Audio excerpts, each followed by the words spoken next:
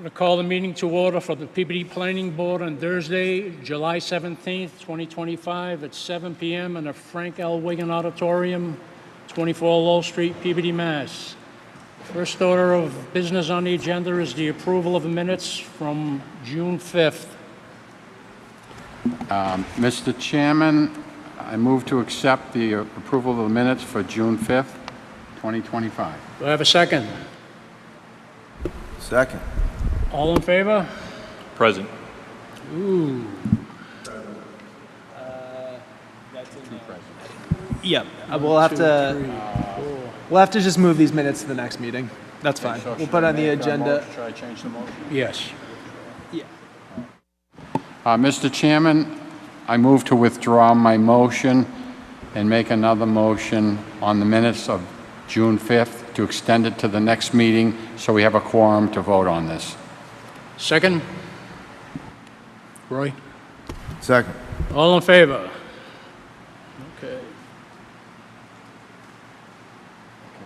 Next item on the agenda is an A&R land court for 11 Bristol Road, Peabody, Mass. Is the petitioner here?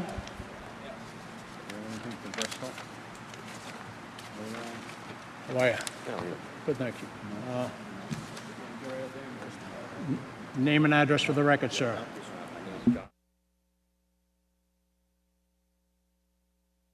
Sorry. My name is Jonathan Wojcik. I live at 11 Bristol Road.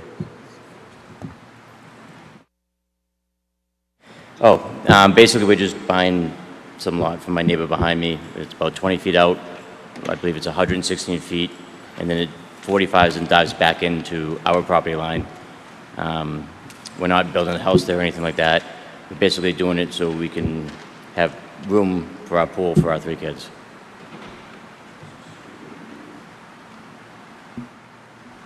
Any questions from the board? Yeah, it's right there and it's on the screen too. Want that, Roy? Is there any way that we can get these in our packages so we can see them? Even if it's an 11 by 17?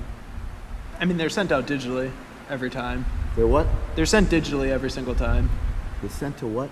Digital. Digitally. God. Can you please explain just again, so you're buying a piece of property from your neighbor to create an additional lot? Or just No. to make your lot bigger? Just to make my lot bigger, that's all. Okay. I have no desire to, No more homes being built? no. We're just doing this so we can literally turn a pool lengthways this way, because our lot is very narrow and wide, but it's not deep. So by adding this extra 20 feet, now we can just turn the pool and not take up my entire yard rectangular, the long way. Thank you very much, I'm sorry. That's all right, thank you. That's why we're here.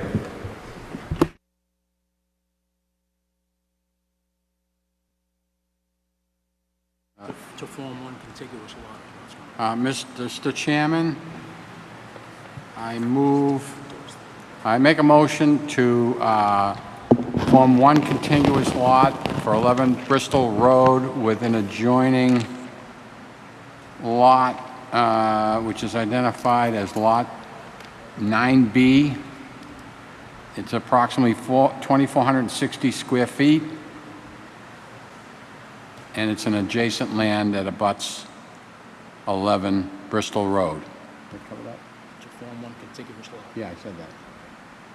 And to form one contiguous lot. Do we have a second? Second. All in favor?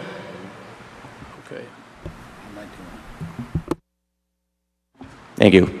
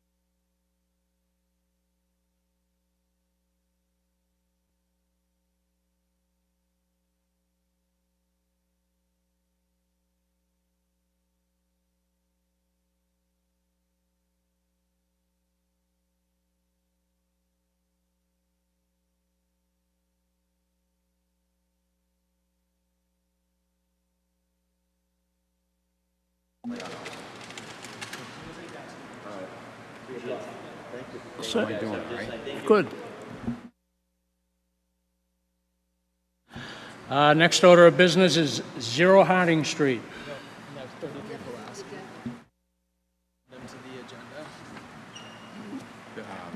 All right, you're gonna, Lay there. So, make a motion to accept this laid out? No, hold on. Mr. Chairman, there was an addendum to the agenda in that in item 33 Pulaski Street was added, I believe, on Monday, more than 48 hours before the planning board's meeting, but it's 33 Pulaski Street. It was posted online and it was posted in City Hall, the addendum, but the description is listed on the addendum to the agenda for an A&R for the address listed as 33 Pulaski Street. is this the same property? It's all one parcel with 2 frontages? So, just before we get into discussion, read the. Read this in? Yep. It doesn't need to be voted in. It just to read the description. All right, I'm going to read an addendum here for 33 Pulaski Street, Peabody, Mass. 01960, map 64, parcel 72. The applicant is Allison Piers DeMatos, manager of 11 Railroad Ave, Peabody, Mass. The property is located in the R1A zoning district and is shown in the Peabody Assessor's records as a single parcel of land being 27,797 square feet. Applicant is seeking an endorsement of the plan creating 2 lots, A and B, each of which has an existing dwelling. To review plans and corresponding documents for this agenda item, please contact Andrew Levin at andrew.levin@peabodymass.gov, 978-538-5783.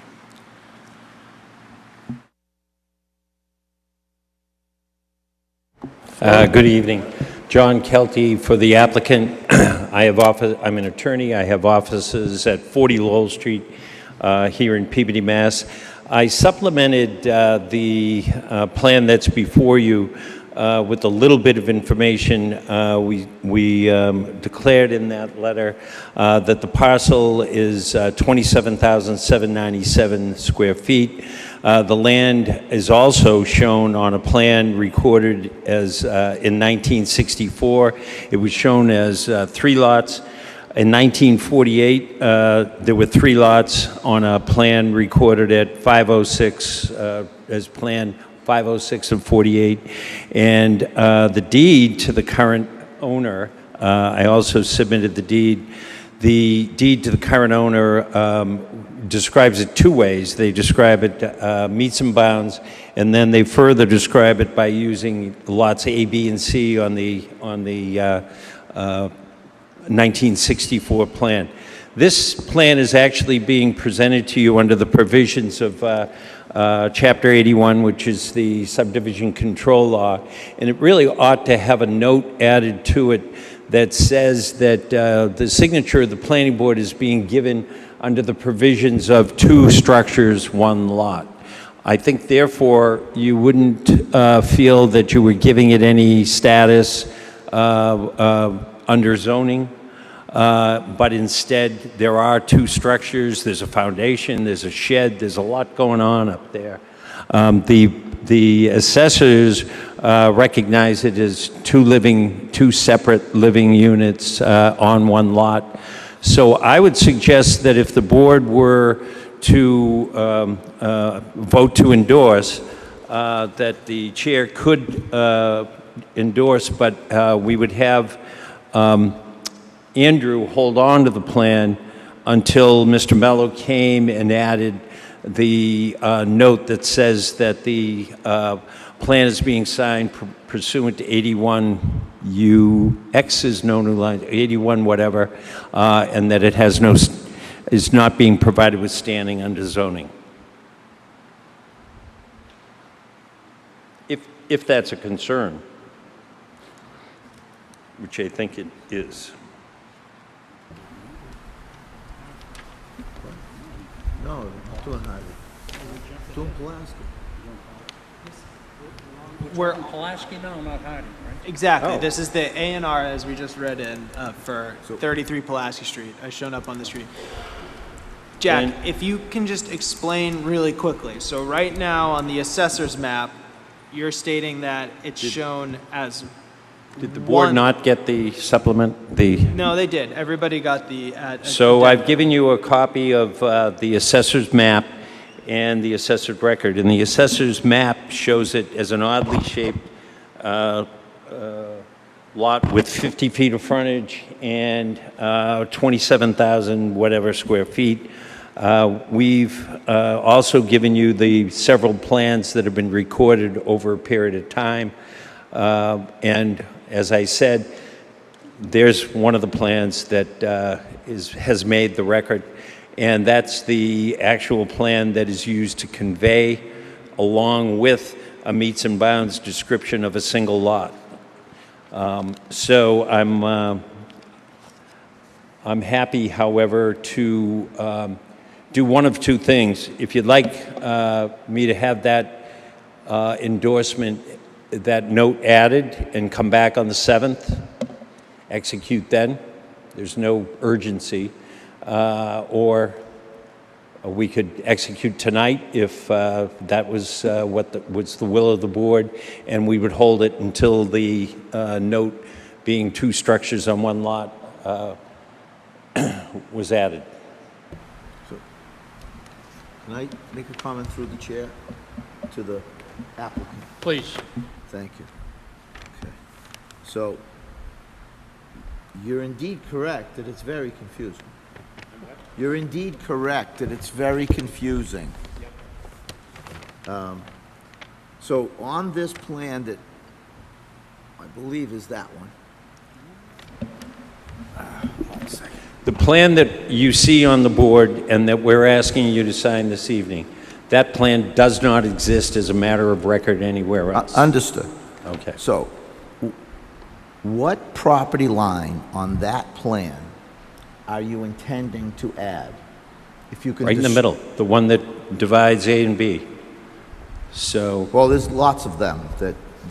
it's no, So is it the line that goes That's the- horizontal that's labeled S254202 West? Is that the one right there? yep, Okay. And then it hooks, then it turns vertical? yep. Okay. So So the existing So garage lot that's on B Gardner. is everything on the left-hand side. I understand. So the existing garage that has frontage on Gardner Terrace, existing garage has frontage on Gardner Terrace, is all one lot with existing dwelling number 33 on Pulaski. Because I see easement lines here. yes. I don't understand, so. Yes, however, is the however, easement- Gardner Terrace doesn't exist.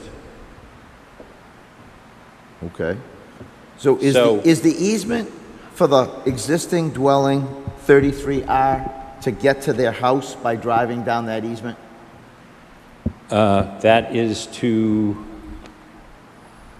yes, that's an existing easement that was used on one of the earlier plans. Right. But The city has. I've never seen an easement line drawn on the same lot because it goes all the way to the back for the garage. So it almost looks like at some time in the future, somebody's going to come here and want to build a house where the garage is. Because why else would you continue an easement line on the same piece of land? Except that person- the existing garage, Roy, is on the same lot with the dwelling down front that shows as 33.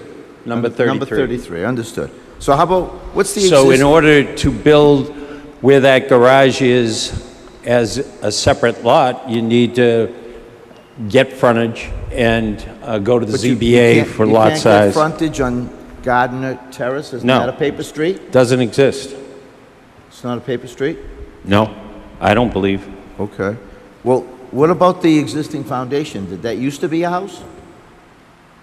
Or did someone put in a foundation expecting to build a house? That foundation, I think, has been there since the 20s. I see. I myself think that we should continue this to the next meeting, get Mr. Mello in here with a properly edited drawing.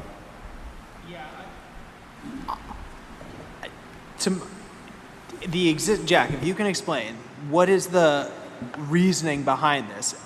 The fact that there's no writing in here about what lot lines exist and what don't exist makes it a little difficult to understand what's happening here. So I see there's an existing foundation. So is this, it's... Right now, none of those lots exist.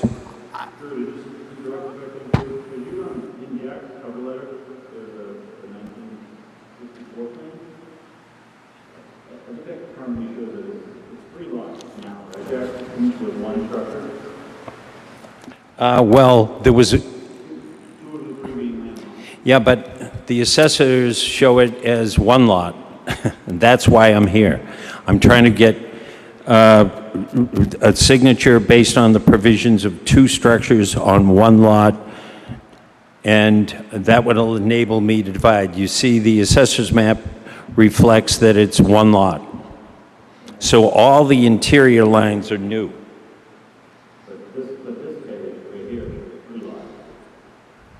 Yes, but that is a plan that was approved. It does show 2 existing structures in a garage, but the down on Pulaski Street, that's a structure, and they're all houses actually. Yeah, so that structure on the way back lot is a house, Roy. So I think there are 3. And it says existing foundation. I think it's 1. Yep, he shows. Yeah, so a little mislabeled in that way. It's not a house, it's a structure. But if you would like, rather than in this heat continuing to take more time, I could add a series of notes to the plan, bring it back on August 7th. I think that would be the best if you so wish to choose to continue it. Is that what you're requesting? I would so request. We'll need a motion to accept a continuance to the August 7th planning board meeting.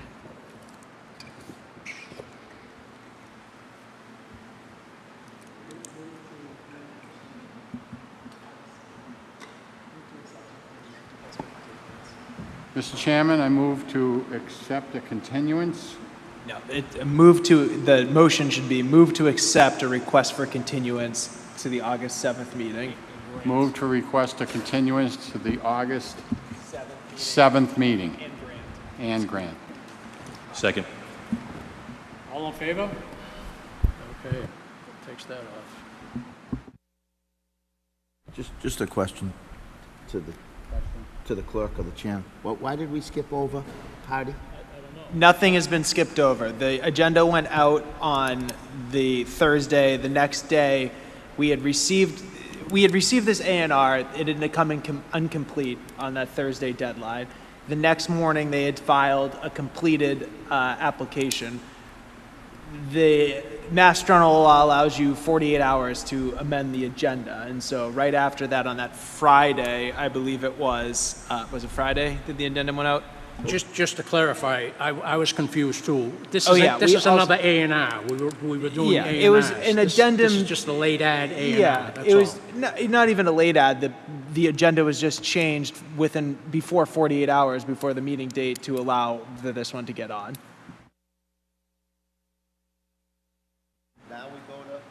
Now we're going to 0 Harding Street. Do we have late ad for 0 Harding? No. Go ahead, 1 second, Jack.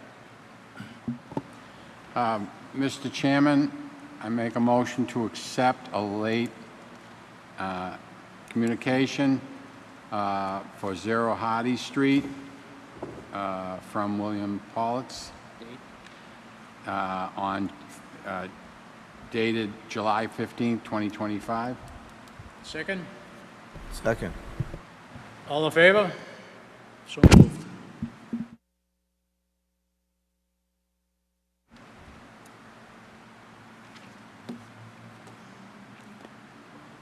Thank you, Mr. Chairman. John Kelty, attorney for Zero Hardy Street LLC.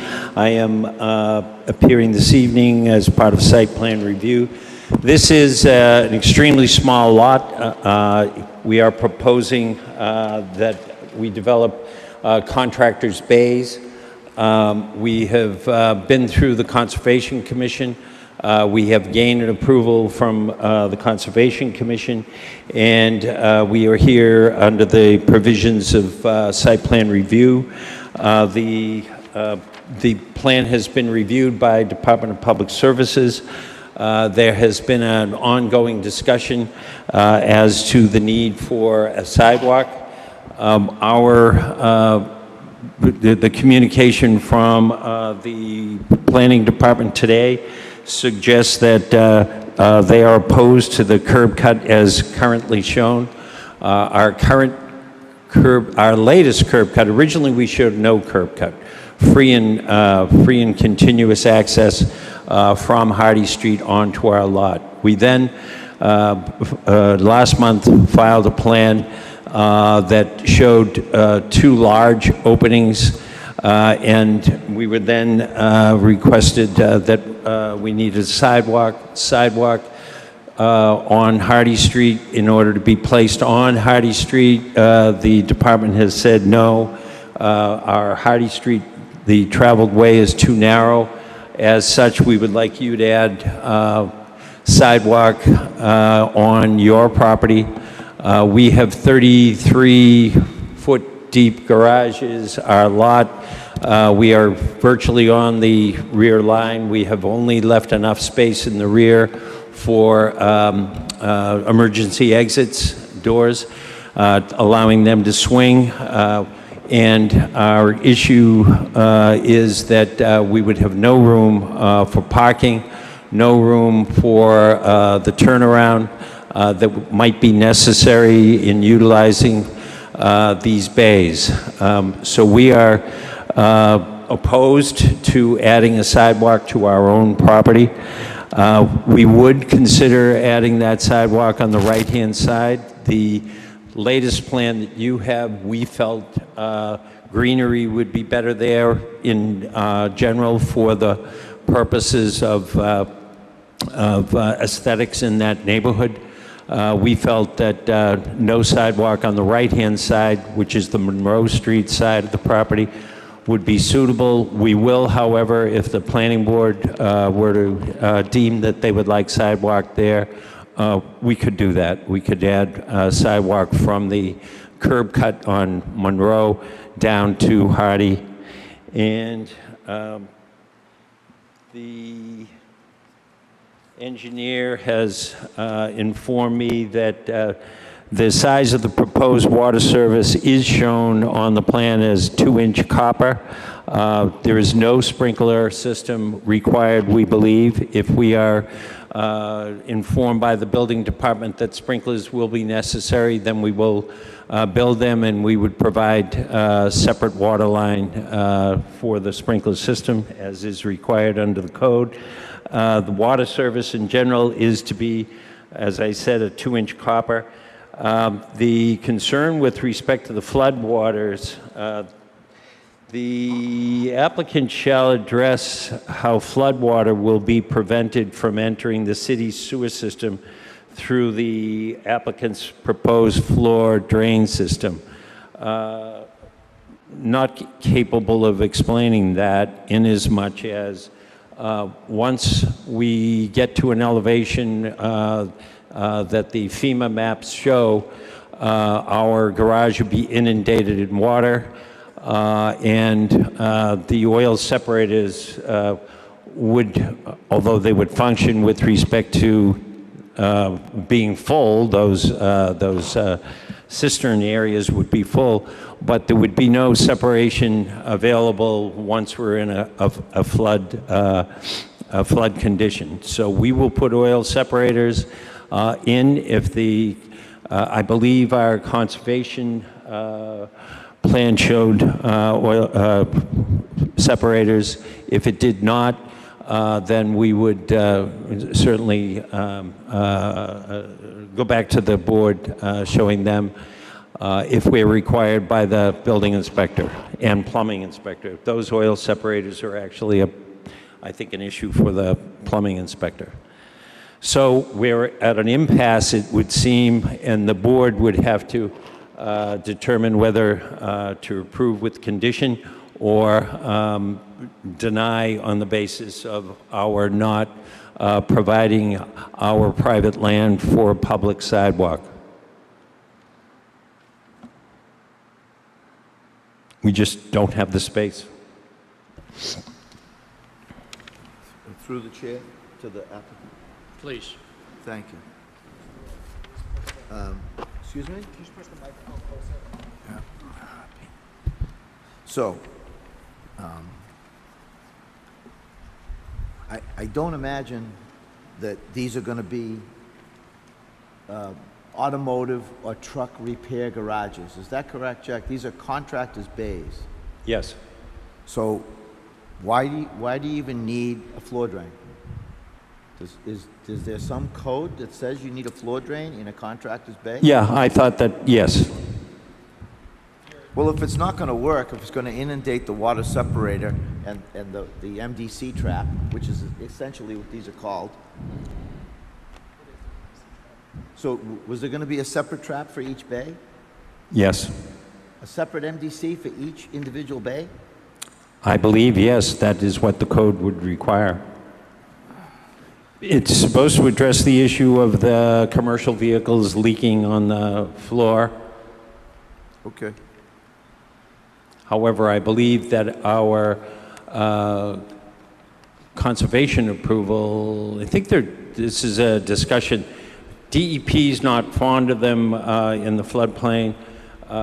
Plumbing code would need a variance not to have them and that kind of thing. But I think for us, the biggest issue is this sidewalk for us here at the planning board. Thank you.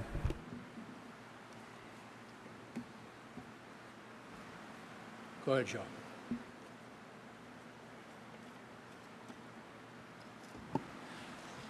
So, through the chair, Jack?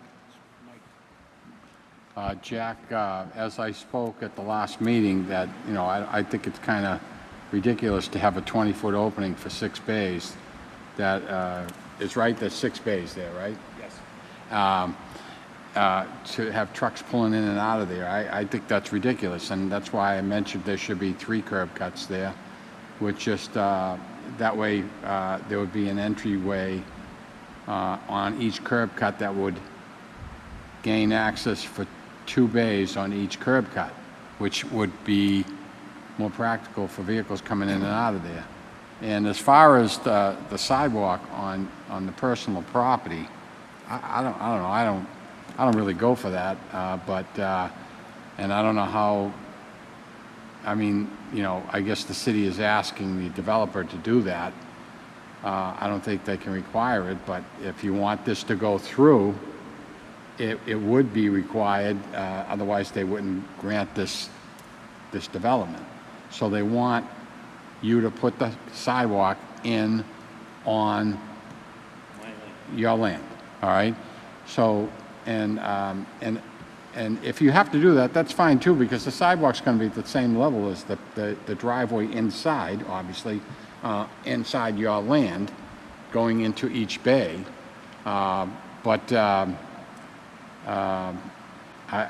The only thing I have a problem with is the 20-foot curb cut. I think that's ridiculous. As I brought it up before, there should be 3 different curb cuts there, as I'm repeating myself.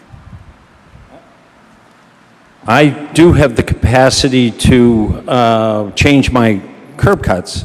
In other words, trying to adopt Joe's proposal, which would be, rather than the 2 large 20s, make a couple of 10-foot breaches in the curb, because the curb is going to be located in the public layout, on the very edge of the public layout.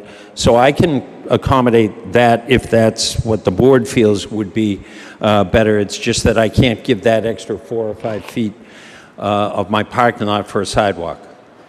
Just a I quick mean, question. if we were to create a parking lot, hot top it, and then, I don't know, paint it in some fashion so that it could be used as a, well, no, then people would be parking on, no, that wouldn't work. So Jack, a quick question. What is the distance between the curb cut or the sidewalk and the bay door to the building itself? Is it 20 feet, 30 feet, 10 feet? 18 feet over here. It looks like at one corner it's 18 feet, on the other one it might be On that far end, the 25 or left? 30. Yeah. Yeah. 18 feet, right? Yes. That's crazy. On the right-hand side, Yeah. it's a little longer, but not Right. much. And then where that bay bumps out, it's 18 feet again. Right. So to have one curb cut to go down, you know, I'm assuming the curb cut's going to be in the middle. So you go into the curb cut and you're going to go around in an 18-foot. How can you swing into that bay, especially when the requirement is, I think you need 20 feet at minimum for just a parking space, let alone in length, let alone to pull in that bay. I don't know how you can pull in that bay without doing a 3-point or a 5-point turn. That's ridiculous. There shouldn't be just one curb cut.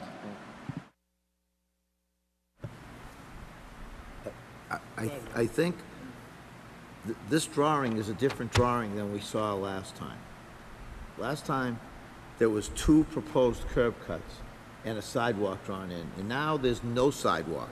And you're essentially saying that the entire frontage on Hardy is gonna be an apron from the street. That's correct. That's what's on here, right? That's what's- One yes. big old wide thing. You're right. So, what I believe what Mr. Gagnon is speaking of was something that he The brought plan up that was at the before previous that. plan, That's correct.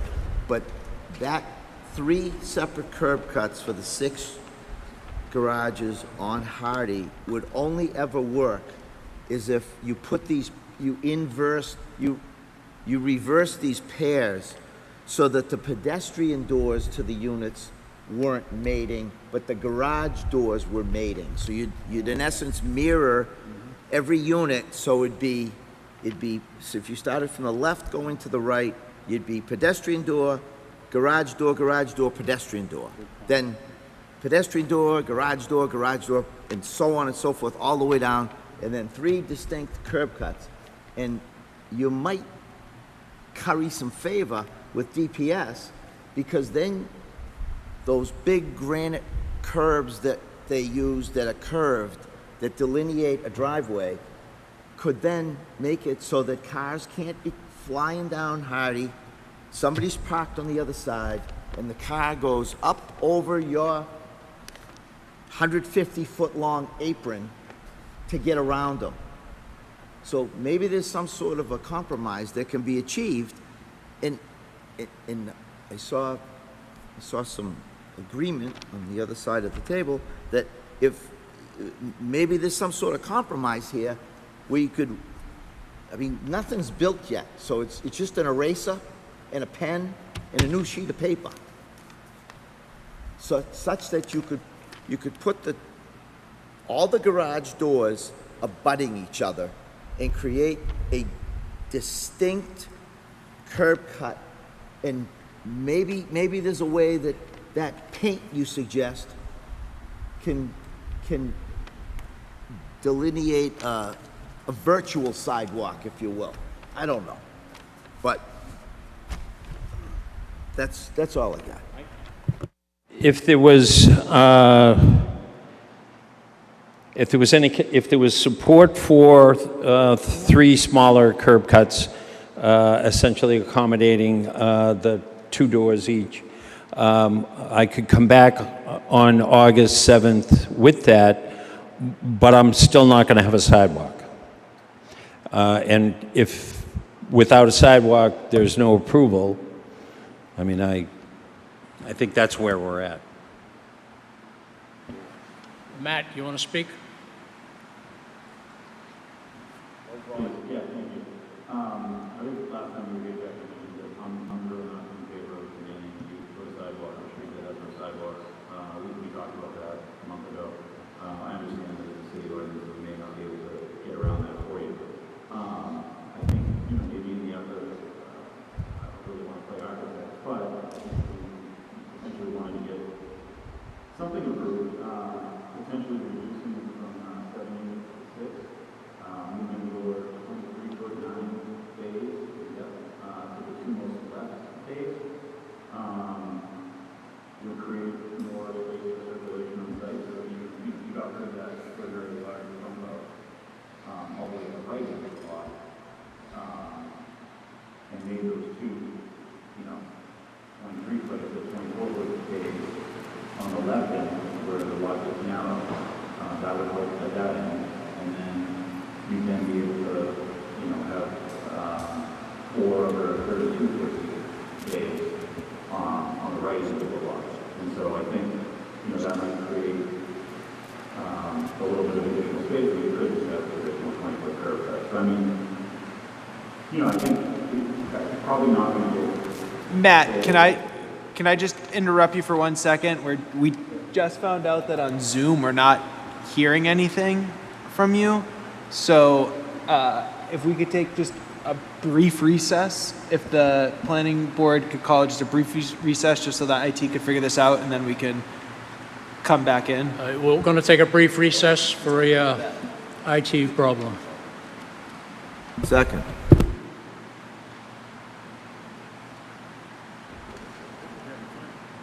This is 7 bays.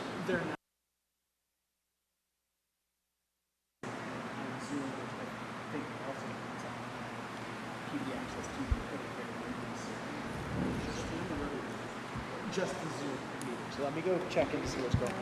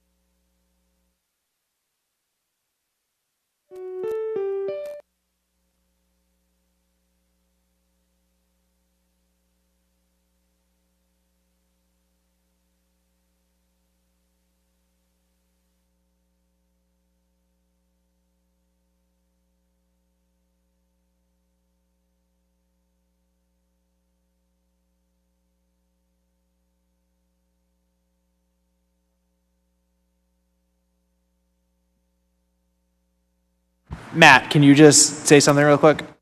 Yeah, can you hear me? Drew? Yep, we can hear you. I just waiting for IT. Yeah, it's all good. Sorry about that. Lots to say, and I'm not there.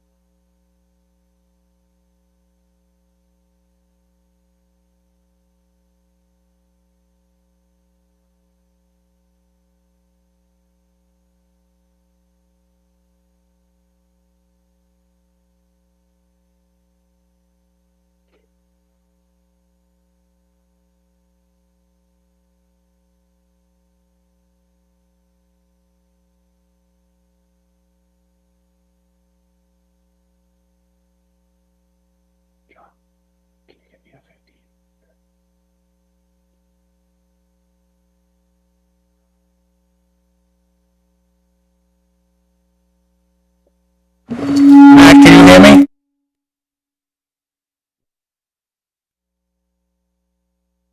Can you hear me, Matt? We think the problem might be your mic on your end. If you could speak louder or directly into the mic, that might help us out. So you want to do a little test, and then we'll get back on the record?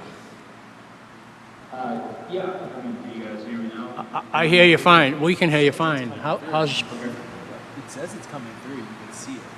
It's going up and down when he speaks. What if we... Can he speak?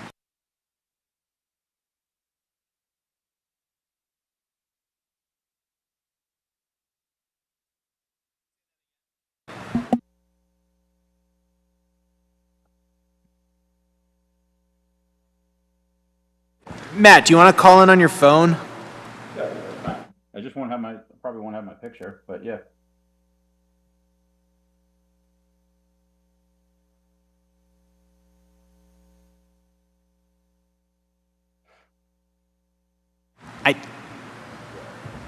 Once I...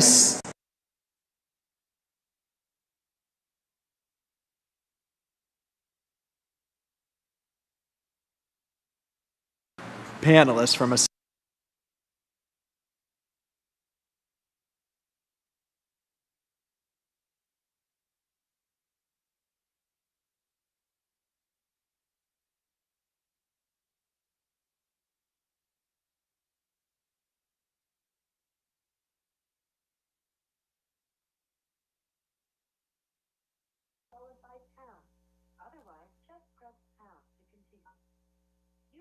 All right, Matt. Yeah, we figured out it is your mic. So if you want to try your phone, that would be awesome. All right. I just saw you came in, so I'll no. Hold on a second. We gotta. I'll say we're all good. Let me just promote you, or let me just allow you to talk. I think, yeah, I can't promote you to panelist, but it'll allow you to talk. Do you want to just out now?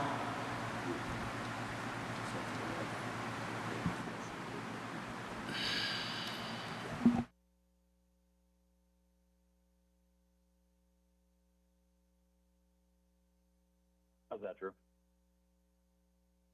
Hold on, just they're gonna check in an IT. You know, I just kind of, we can hear you. It's a little tough, but we can hear you. If you, All right. Sorry about that. Everything.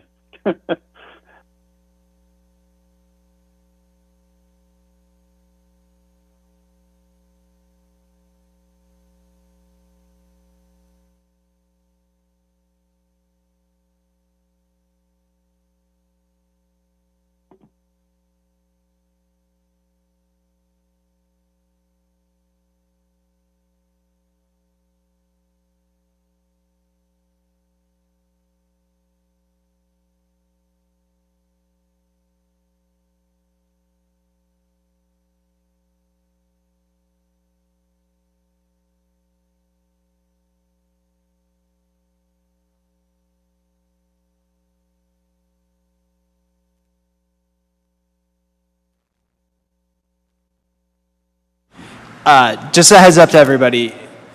Please, if you're not talking, please keep your mic.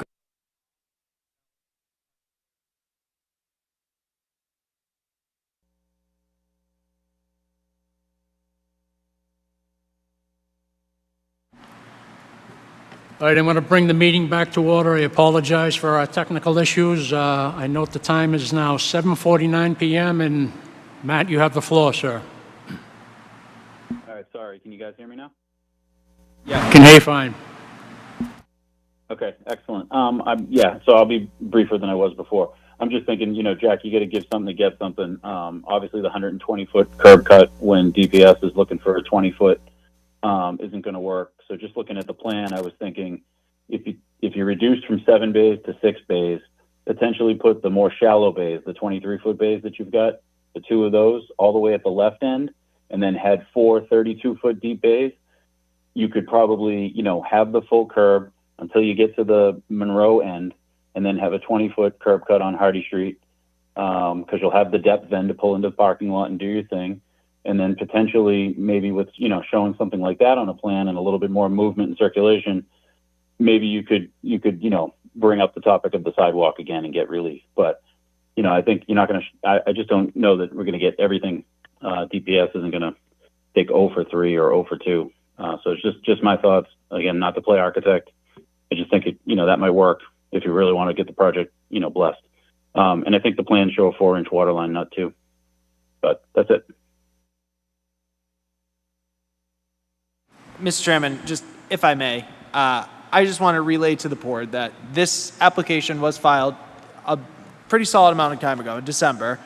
The first construction review meeting that we had with this application, and they showed us the plan that's in front of you today that shows the 120-foot long driveway access. The January 14th meeting, Police Department, DPW, and Community Development Department told the applicant, please come back with a plan that shows us a sidewalk. Not only from a pedestrian safety standpoint, from a roadway access standpoint, but from a city ordinance 27-36, which states that the building inspector shall require the applicant for a building permit for the construction of a building or structure upon a lot where there is no acceptable sidewalk and or curbing along its frontage to construct a sidewalk and or install curbing along said frontage. And then underneath that, it continues that the sidewalk and or curbing shall be constructed in conformance with the nearest existing sidewalks and or curbing in the immediate area as determined by the Director of Public Services. Director of Public Services, William Politz, who you've received this memo for, is calling for their sidewalk to be made. The planning board, in that I understand that there might be not a lot of motivation to ask for this sidewalk to be made, if hypothetically they approve this plan, they could be coming right back to us again when they do not get their building permit because they do not show a sidewalk on this plan after every person since January has been asking for and demanding a sidewalk be shown on this plan. So while I believe that, I should also add to that, nobody in that meeting was also in favor of a 120-foot wide open curb cut. Then they had been calling for, since the beginning of that January 14th meeting, a plan that shows curbing and a sidewalk along that frontage. Now, while I'm in agreement with Attorney Kelty that I think, and everyone here, I think the 3 curb cuts could work. We need to see it on a plan, and DPW needs to review it, obviously. Attorney Kelty is right, that the Community Development Department is not going to support this project without a sidewalk shown on this plan. So while they could come back with these 3 curb cuts, the Community Development Department, DPW, and the Police Department has been asking since January for a plan that shows a sidewalk on the plan. And I apologize, Drew. What delineates the sidewalk? Is it just striping? So it's a curb, a 6-inch tall curb against the street, and then just a striped sidewalk on the property? It'd be in conformance with the Director of Public Services. So as stated in section 2736, the sidewalk and or curbing shall be constructed in conformance with nearest existing sidewalks and or curbing in the immediate area as determined by the Director of Public Services. So in regards to there's no sidewalk, the project directly adjacent to this, the 24 or 12 units that are 24 units that are being proposed. We've added a sidewalk on that. There's a sidewalk directly in front of their project. So I would respectfully request that this matter be continued until August 7th, at which time prior to which time we will present a different plan. We will show different curb cuts, and I believe it'll be 3 curb cuts, and we will do our best to add a sidewalk and have a discussion about the width of that sidewalk. Thank you. Mr. Gagnon. you have Just comments? a point of clarification. I am totally in favor of a sidewalk, but we all know that sidewalks have curb cuts. So my question is, Public Service is saying 1 curb cut. I'm suggesting 3 curb cuts. I don't think there's a regulation or something that says that it has to be either 1, 2, or 3 curb cuts. So I think there should be a sidewalk there, but I'm going for the 3 curb cuts. And a sidewalk can certainly be delineated by, you have a hot top parking area inside, and then it's a concrete sidewalk probably with granite curbing. So that would certainly delineate the curb cut itself, the sidewalk itself. So again, I am in favor of a sidewalk with 3 curb cuts, and that is it. Any other comments before we, Just very Dr. briefly. Otto? Dr. Otto, please. Thank you, Mr. Chairman. I agree with much of what has been said. I think that a single curb cut is not workable for this site and this layout. The suggestion that has been made a couple of times by this board to include additional curb cuts, I think makes sense. I also would love to have a sidewalk there too, but I will make 2 points about that. First of all, I don't see how the city of Peabody can require private entities to build public sidewalks on private property. First point. And more practically, by the time you put 3 20-foot curb cuts along this frontage, you're going to have practically no sidewalk left. Thank you. All right, anyone else? Roy? Yes, just 2 last things. I noticed that the species zoning requires 10-foot rear, and then it has an asterisk next to it that says variance may be required, and I see approximately 3 feet across the rear. Has a variance been attained?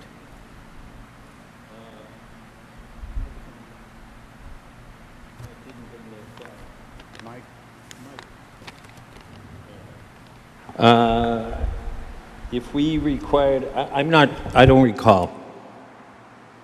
And I didn't bring the entire file. Okay, well, if Pardon? you bring it next time, that'd be wonderful. Yeah. And the other question, I guess, is to our, to Drew, that ordinance that you read. I think the issue on the rear yard was we're in a corner lot. It has no rear yard. What's that? We're in a GBD district, and we're in a corner lot. Corner lots don't have a rear yard. So there's a cutout, a carve out for that. Yeah. So But I'll address that issue. Okay. Yeah. So to Drew, that ordinance that you read a moment ago, Yes. is anywhere It's in the that charter. Yes, is anywhere in that ordinance regarding sidewalks say that it can't, that the sidewalk can or can't or has to be built on private property? Does it mention that at all in any way, shape, or form? I think it does not. So why don't you tell the city to go build this sidewalk on the street and then make the street unnavigable by cars? Let's do that. And I'm being facetious, of course, but this whole thing is ridiculous because if and when he builds a sidewalk, and he's not going to build a sidewalk, and he's likely going to get denied, and then he's likely going to court, and then he's likely going to win. On the left side, as he abuts the car wash, the sidewalk hits a building. The sidewalk dead ends at a building. This is absolutely ridiculous. I'm done. All right, we do have a request by the petitioner to extend out to the first meeting in August. Would someone make a motion on that, please?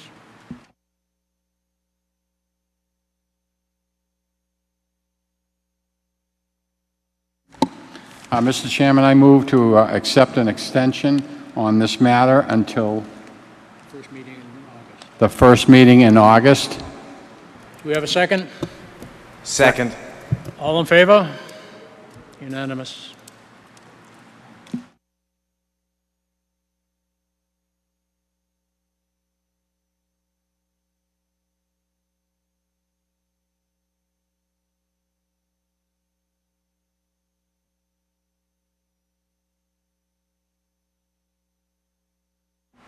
Next matter of business is 60 Pulaski Street.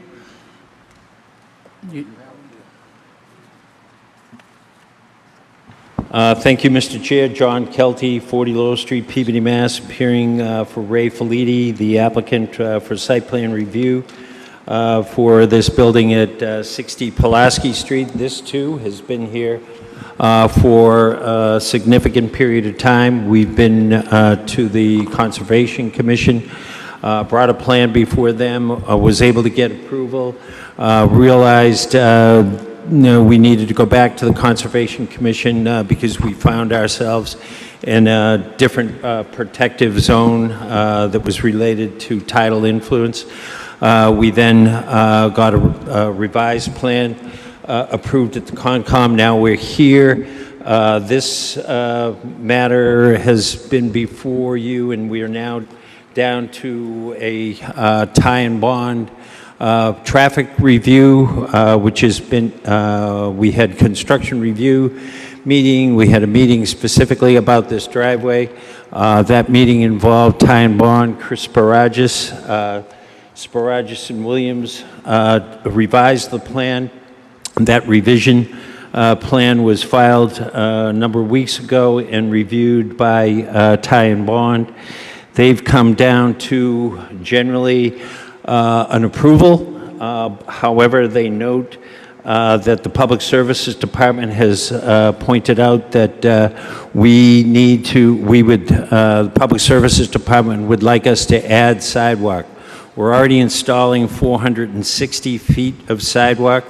We're being asked to provide additional sidewalk that runs beyond our development. It is running on our frontage, and it would run down to almost, not quite the Danvers line, but to a portion of the way onto O'Brien Garden Center, which is adjacent to us.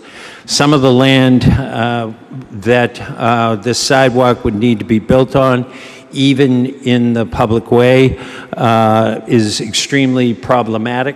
There is a area, this is our land, shown on this plan as 60 Pulaski, and this is the O'Brien Garden Center.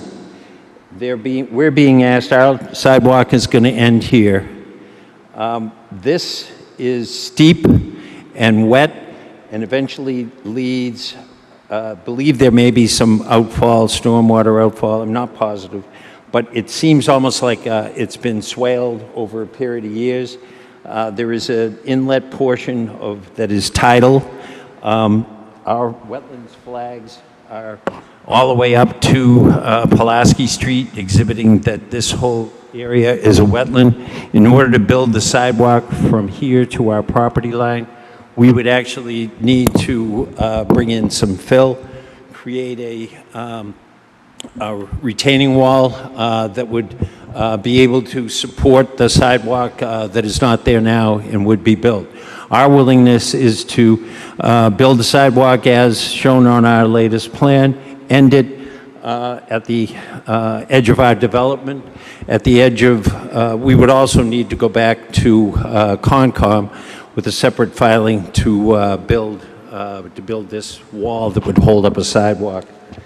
And yes, that's our plan that shows our new cuts and our new angles with respect to it was this area over on the south side of the property that needed to be amended, and we did so. Now we're down to a question of that sidewalk. I believe that's why it's not there. One moment, I think we have a late ad on this matter. Mr. Chairman, I make a motion that we accept a late ad from Ty and Bond to the Department of Public Services dated July 9th, 2025 for traffic peer review. Do we have a second? Second. All in favor? Unanimous.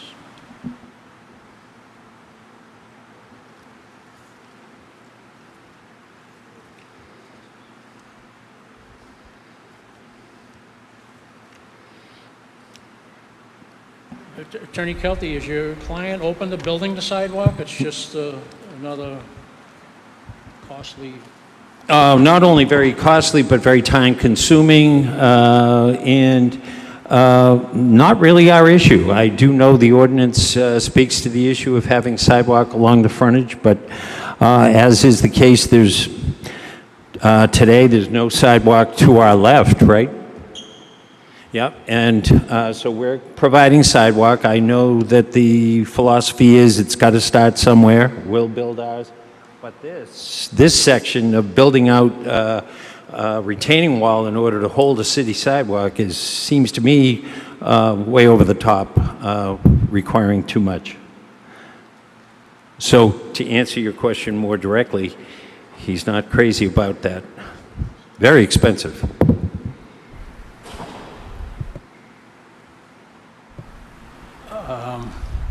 This project has been before us for quite a while, and there was some concern about truck traffic entering and exiting the property. I realize I'm in the chair, but I jumped out of turn. Could you address that, please?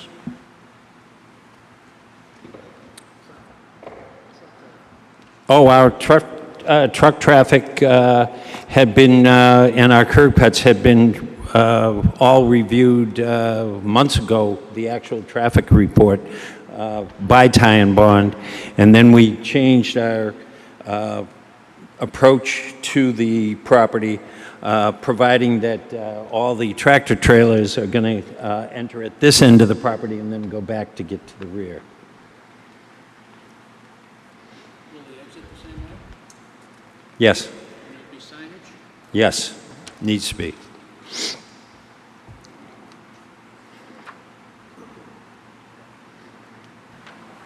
And those were, our radius and et cetera, were specifically reviewed by DPS and Ty and Bond and met with their approval. Mr. Gagnon, you have a question or a comment? Yes, through the chair.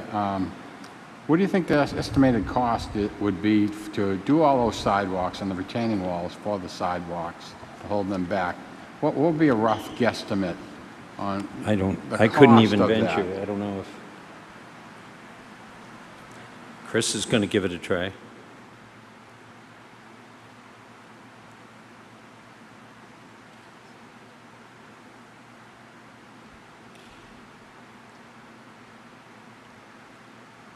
About $25,000. 25 to 30,000 You know, materials and labor. And I understand that the city is always looking for developers to help improve the public ways in some respect or another. You know, there's got to be a point of no return as far as how much that developers required to invest into public property in order to build their project. That's a pet peeve I have. I think that there should be some sort of a limit, either a percentage or something. So, you know, I think that's a lot of money for a developer to come in here and make pretty much an ugly area into something productive and nice looking, and will bring in substantial taxes.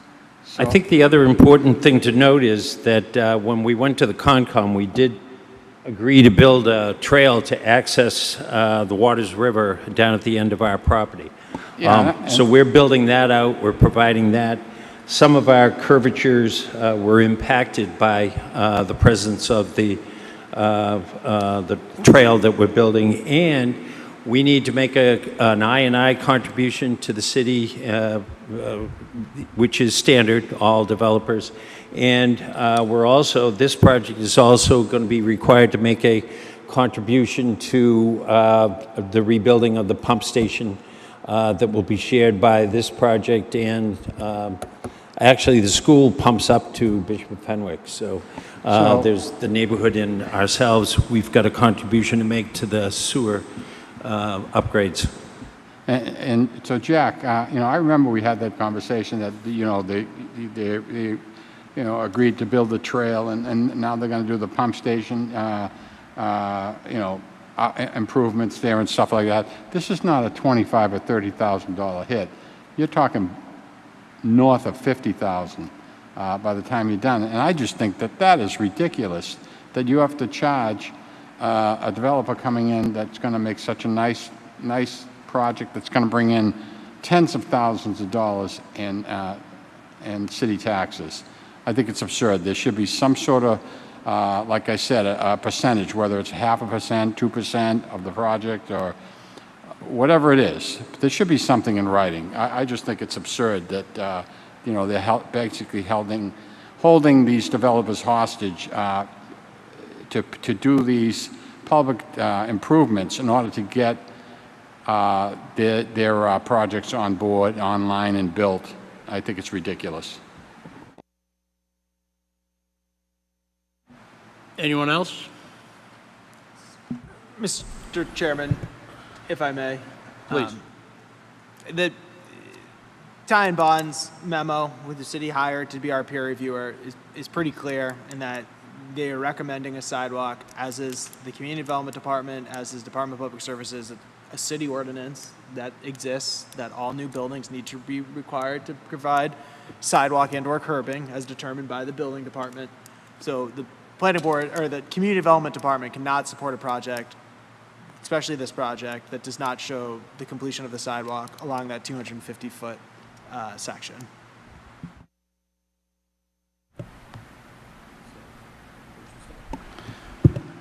I don't have a problem with them building a sidewalk in front of their development, because that would be a requirement. But they're going way above and beyond, you know, trails and improvements to retaining walls and you know, the water tower or whatever you're talking about there, and so on and so on. And there's probably a couple of things that you mentioned that I'm not even, that I forget what you just said a little while ago. I pump station, Yeah. and building the trail. Yeah. There's got to be a cutoff there. You know, that's all. So, through the chair, Go ahead, Roy. to, I guess, to the board, to think about, not too far from here,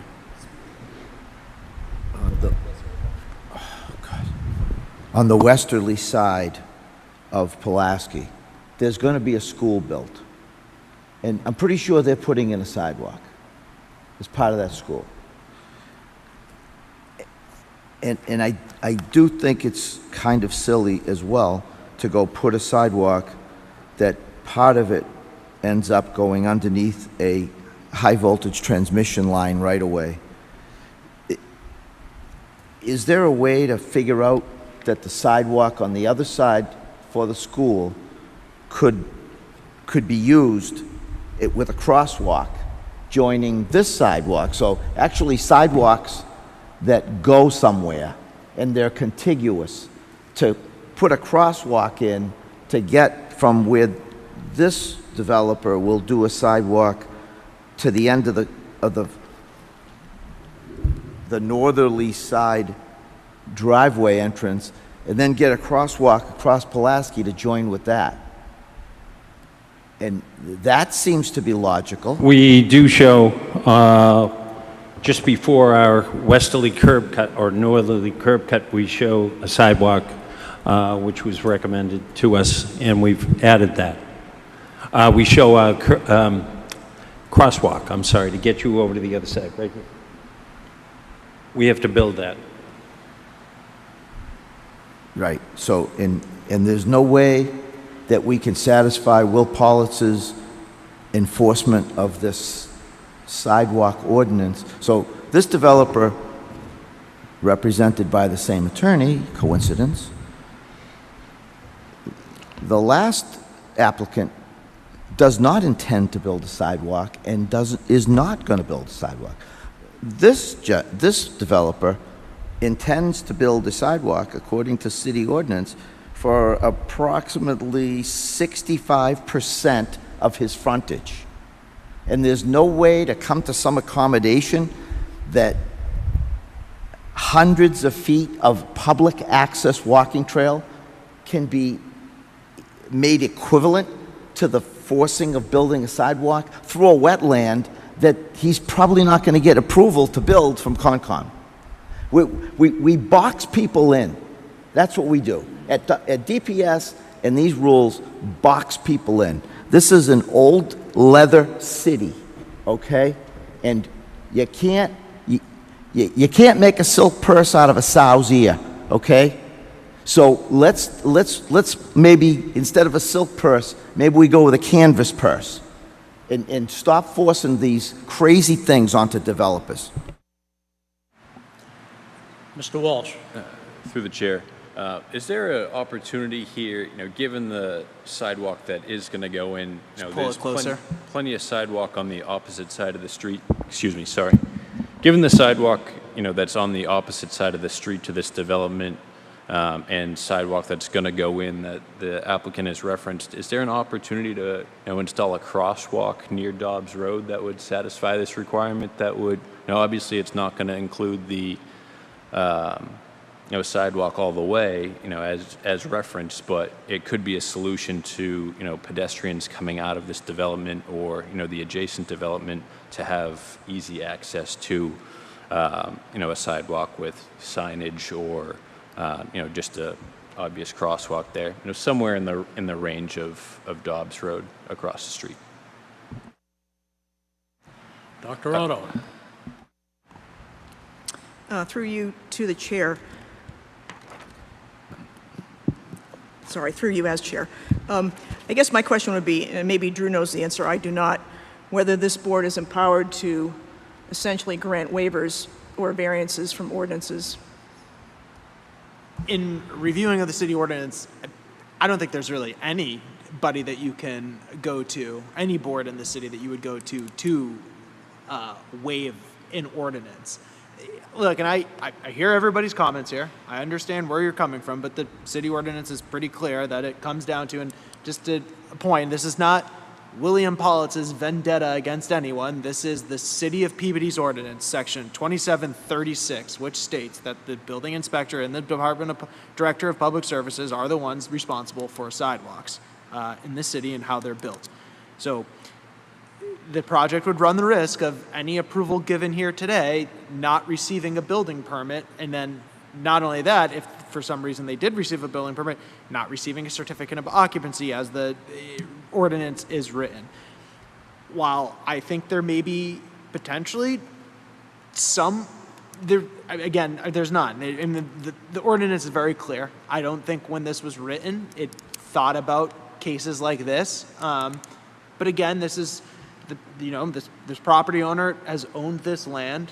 The city ordinance has been around for a very long time, I believe since 1986, so it's well known what the city ordinance requires and what is asked from projects that are seeking to develop in this city. Mr. Chairman. I don't think there's anything that stops the board from granting an approval of site plan review with making note of the fact that it doesn't comply with, and then it becomes an issue for DPS and the building commissioner. Through the chair. I understand the ordinance, and I agree with the ordinance that sidewalks should be built. And I'm certainly not taking out a vendetta on anyone, especially Mr. Politz, who's overwhelmed with work, and it's my opinion he's doing a great job. However, when you piggyback on what the ordinance calls for, which is sidewalks with water things and retention walls and improving sewer here and all these other, there's got to be a limit. And the best way to make a limit is to put a percentage on up to what percent is a developer required to expense his own money to do improvements for the city. And if the ordinance says that he has to build the sidewalks, well then that would be probably separate than the percentage, because that's an ordinance. He has to do that because of the frontage. But I'm not disagreeing with the ordinance, and and I agree with Mr. Kelty that this isn't going to affect the approval tonight or disapproval. It's just my comments, and I guess I'm ranting a little bit because this has been a pet peeve for the almost 15 years that I've been on this board.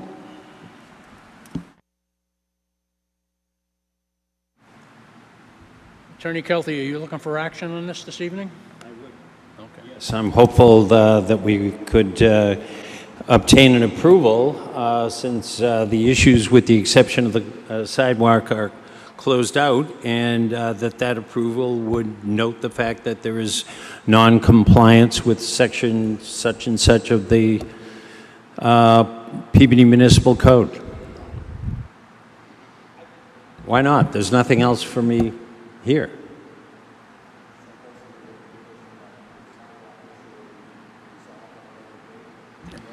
No. I think we have three options. Approval as is, approval with the extended sidewalk, or denial. I think those are the three options before us. I'm not in a position to make a motion, but I'll certainly entertain a motion. And can I just add that because this sidewalk has still been, there's been no sidewalk shown, there's been no closeout memo yet from the Department of Public Services. So the sidewalk is one issue. I know this has been reviewed with Concom and they've looked at different things, but we do not have any sort of memo in front of us from the Department of Public Service stating in regards to, we just have the traffic memo, which states there needs to be a sidewalk, but there's nothing in regards to stormwater, water, sewer in there that we've received from Department of Public Services because they have not been able to close out their review of this project yet. Well, I mean, it's been with them for 8 months. I got to give them more time to respond. It seems to me they're responding. They're saying your curb cuts are okay, et cetera, et cetera. We do have a June 5th. We answered and provided June 5th of this year. We supplied changes to the plan that were required by Public Services. So what is left to be done? We've got a bank clamoring for an approval. I think if you make note of the fact that there's not compliance with the ordinance, that doesn't change the fact that the rest of the plan is approvable, and then it becomes an issue for the commissioner and the DPS as to whether they would issue a building permit. To Attorney Kelty's point, if the planning board does choose to move forward with approving this, they're in the same exact position that they're in right now. When they try to go get a building permit, they're going to run into every single one of these same issues that we've just pointed out here. So this plan could just be null if it's approved this evening, but they are still going to have to provide to the Department of Public Services. We're all going to get the same check off, and everyone's going to have to, the Department of Public Services and Building Department, everyone's going to have to check off that they meet what is required, and they do not. They're going to have to be reviewed again. So there's, if it's either delayed now or it's delayed again in the future. But in regards to this application, without a closeout memo from the Department of Public Services, Community Development Department does not recommend an approval at this time of this plan. Through the chair. So, Drew, what you're saying is that we should deny, what's the recommendation of the planning department for what's before us now? My recommendation from the planning department is that this application and proposal meet what is required, section 2736 of the ordinance, and then beyond that, that we receive a memo or some sort of, a memo from the Department of Public Services stating that they meet what is needed and they satisfy all of their conditions if they have any, which we've not received, which we receive for every project, which is usually, this pipe needs to be, whatever it may be. We don't have anything from that because they've yet to be able to close it out. All reviewed as part of the Concom. All of our stormwater's been reviewed. And it was peer reviewed by a third party. Yeah. Mr. Chair, if I may. Go ahead. Drew? Through the chair, sorry. I'm sorry, Jack, you're referencing there is a Department of Public Services memo dated June 5th. Is that, I don't see that anywhere on our server, Drew. Is that something that's been distributed to the planning board?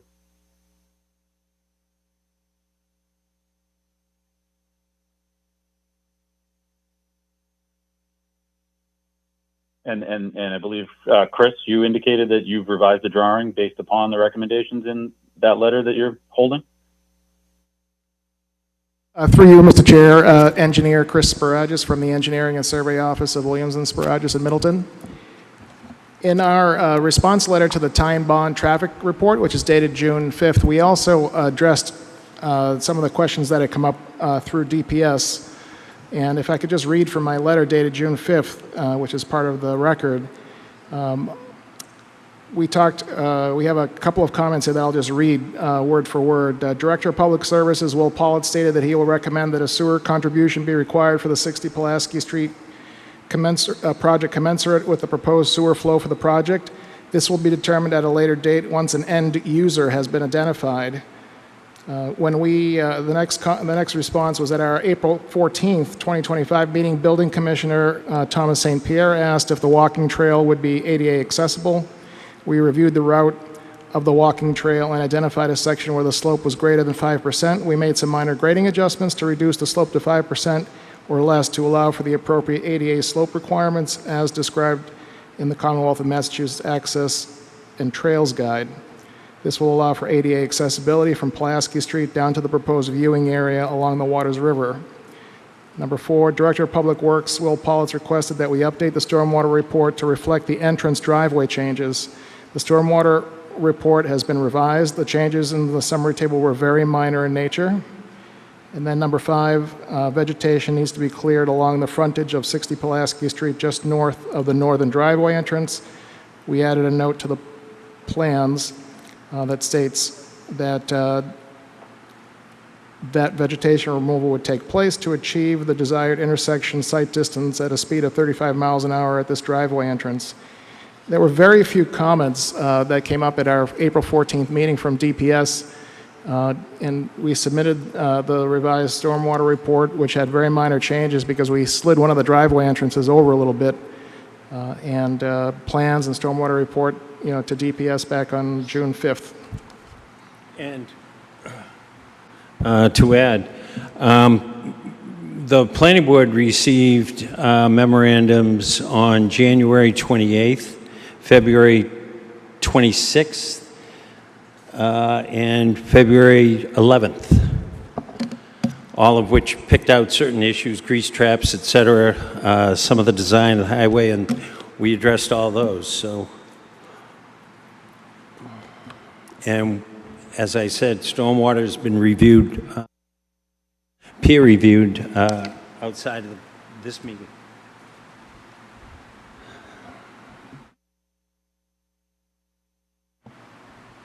Mr. Chair, if I may, just a quick question through you to Yes. Drew. Drew, do you have any idea on when we might expect a closeout memo from DPS? Is that something that, you may not know, but I'm curious if that's something that, given we've had this for a long time, is that imminent? Is that something that we're not expecting until there's a tenant identified?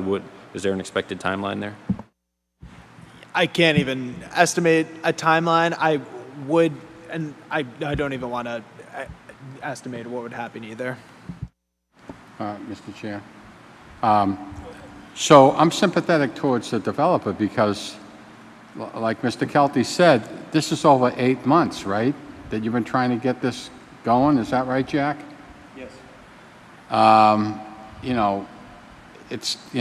So I think it should be moved along somehow, and I'm really kind of torn which way to go because the planning department has good points, and of course, Jack, you have good points, developer has good points that, hey, look, how long are we going to wait? Is it a year and a half, or what? Jack, if this was approved, I mean, obviously you guys know what you're faced against going before trying to get an occupancy permit, trying to get a building permit, all that other stuff, that you got to jump through a bunch of hoops. So are you prepared to do that later rather than now? I mean, what's your feedback on that? I would look for an approval.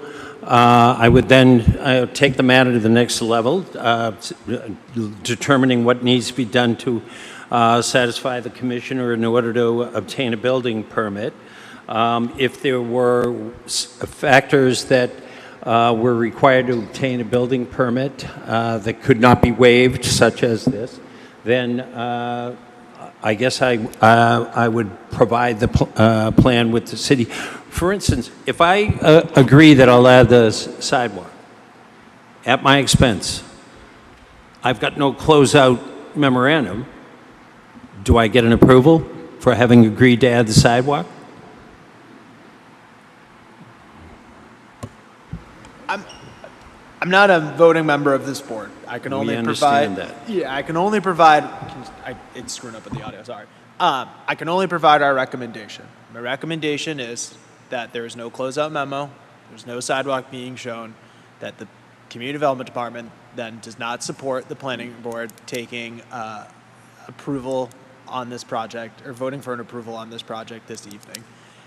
That being said, again, I'm not a voting member, but I think Attorney Kelty has laid it out there, and I've laid it out as well, that let's just say the board so chooses to vote to approve it, they're still going to run into issues again when it comes to trying to get a building permit. Mr. Chairman, I think I might have a solution, in my mind anyway. How about if we did a motion to approve with the condition that you need to obtain the closeout memo from DPS, which gets you to move from this board forward, and you're going to have to wait for DPS's closeout memo anyways, so that would move you so you don't have to come before this board. But I think I'm taking care of the planning department too, because it's not going to move forward until you get that closeout memo. But this is one step in the many processes of getting this thing done, the planning board's motion to approve. And I think that we should do with the motion approved here, with the condition that nothing moves forward except for the closeout menu, and then Jack can go out there and he can push and talk with DPS to get that moving. Just a thought. I too would have a concern without the closeout memo. I thought we were a lot further along in the process than we are on the city side. Attorney Kelty, you still want to try to push it forward or request an extension? Let me ask a different question. If I were to, my client has texted us, and if I were to agree to build the sidewalk all the way out to the other side, would the board approve without the closeout memo, but with the condition that we build it out as required by the DPS? If I may, yeah. I wouldn't have a problem with that myself. But Likewise.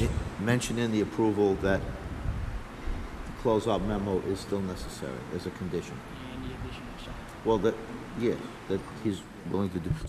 Just a quick question, excuse me, to the applicant, or maybe Mr. Sparagis actually might be better. So there's a lot of little subtle lines on these drawings, and that being 11 by 17, they're a bit hard to interpret. So this particular sidewalk is intended to be built on city property. Is that correct? Inside the city layout? That's correct. 460 feet of 5-foot wide sidewalk along Pulaski Street within the right-of-way, along with a couple of stubs that come out, including a crosswalk that would take a pedestrian across to Dobbs. Nope. Understood. Okay, so if you go all the way to the right, so I guess you'd call that the northeasterly entrance, where you have that radius heading towards Danvers? Yes, that's correct. Okay. So that's a good number of feet northeast of the layout line of Pulaski Street. Is that correct? So that gray line that runs vertically on the sheet and then curves, that's a sidewalk. Yes, it is. That's Okay. that's the sidewalk that would bring a pedestrian out and around the back of the building to access the nature trail. Right. So, are you saying that even if you maintain, so you want to maintain that same width of sidewalk? Well, you don't, but the city does. all the way to the end of the property, right? Out at that distance, which is... 290, If a sidewalk is what, 5 feet of concrete? Is that a sidewalk? it's 5 feet of concrete and roughly $20 a foot. Right. But then Yeah. we have a section that's going to require a retaining wall. Right. So even at that distance off the city layout line, you're saying that you're still going to encounter steep drop-off? Yes, if you look at the plan, in this particular section of Pulaski, if you look at where the pavement line is, which is obviously towards the center of the road, right behind the edge of the pavement is the guardrail. And the reason there's a guardrail there is because it's very steep, right behind the guardrail, right down to the wetland in that section that Jack showed you earlier this evening. Right. And that's not, that area you're talking about, that's not a wetland buffer zone, whether it's the 100-foot or the 200-foot, it's wetland. We would not have to build the sidewalk in the wetland, but we'll probably be within 20 feet of it. Okay. I don't think you're gonna get that approval at the Concom, that's just me. And so is that the only concrete piece of sidewalk that you're building as part of this pedestrian access for the property? And the rest of it is like stone dust or something? That's correct. Okay. So, like, why couldn't that piece, that vertical piece that runs vertically on your sheet, that kind of runs in a northeasterly to northwesterly direction, be counted as equivalent sidewalk? I like your thinking. And just say, that's it, there's my sidewalk. I'm building it for 65% of my frontage, and this piece here, and this is what you're getting, and thanks a lot for paying your taxes when you build your building. I don't know. To the board, if I contacted Department of Public Services Director, Mr. Paulitz, who did respond to me that all the other issues besides the sidewalk are all set. So if the planning board, any other stormwater, water, everything else has been taken care of. They've done, Mr. Paulitz has explained to me that that's all taken care of, that's all set. The only issue is the sidewalk. Mr. Chairman, they've agreed to do the sidewalk. I think we're good to go. I mean, you know. I would say any motion would have to include a revised plan showing said sidewalk, and that, again, it's going to have to meet the ordinance. So however that sidewalk looks, it still needs to meet the ordinance, which states that it has to be agreeable. So when this motion gets read, I think we should put in there that if they're denied at the Concom for building the sidewalk, then they don't have to abide by the darn ordinance. How can you force something that somebody else is very likely to reject and not let the build in a wetland? All right, we're going round and round here. Let's, Just that point, we can't do that. The planning board cannot waive an ordinance, so we cannot add that in there. Mr. Chairman, I'd like to make a motion, Please do. and I'm going to need help, because it's a lot going on, okay? I think maybe before we make the motion, we set that in purpose instead of just for logistical and things here. Maybe we just quickly discuss what said motion would be so that it is a cleaner motion as we move forward. So I think what the planning board has discussed here this evening would that they would, if they so choose, move to vote for an approval of this plan with the conditions, and now and again, this is for the planning board, but the community development department is recommending that the conditions be that a sidewalk be constructed along the frontage of the property, as well as meeting all of the conditions outlined by Department of Public Services in previous correspondence. Mr. Chairman, once again, I'd like to make a motion to approve the plan that's in front of us. The date on it is June 5th. Sorry, the plan. With the date of June 5th, 2020. June 2nd, sorry. June 2nd, that would be of 2024, I'd imagine. 2025. I'm sorry. June 2nd, 2025. with the condition that they build the sidewalk on the entire frontage of the property, as well as following the ordinance, the city ordinance that it's related to. How am I doing? Revised plan. And also that the applicant will submit a revised plan as such. Second. Mr. John Ford? Yes. Mr. Roy Simos? Yes. Dr. Judith Otto? Yes. Mr. Sean Walsh? Yes. Mr. Joseph Gagnon? Yes. Mr. Matthew Ginzali? Yeah. Mr. Tom French? Yes. Motion carries.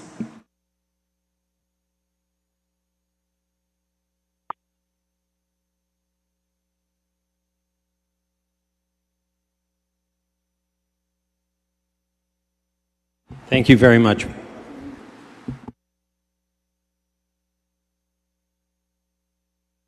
All right, next item on the agenda is 15 Sylvan Street. Is the petitioner here? We have just been in discussion with the Department of Public Services. I was yesterday.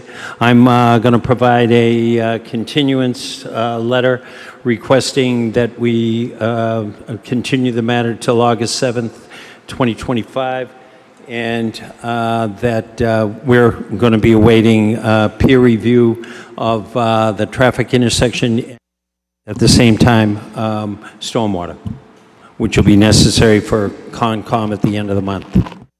You've heard Attorney Kelty's request for an extension. Do we have a motion? Mr. Chairman, I make a motion that we continue the development of 15 Sylvan Street in Peabody to the August 7th